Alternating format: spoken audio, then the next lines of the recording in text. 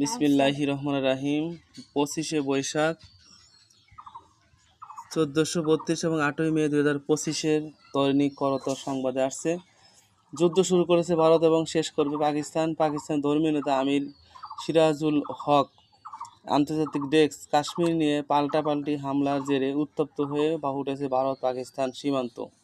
এর উত্তেজনার মধ্যে পাকিস্তানের জামায়াতে ইসলাম সাবেক আমির সিরাজুল উল হক ভারতকে কড়া হুঁশিয়ারি দিয়ে বলেছেন।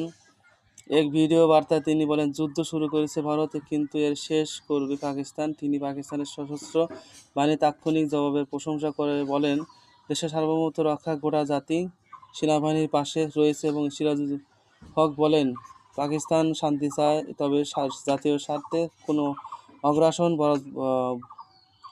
বরদাস্ত করা হবে না। ভারতের উস্কানিমূলক পদক্ষেপ তাদের নিজেদের জন্য সর্বনাশ ডেকে আনবে বলে মন্তব্য করেছেন তিনি।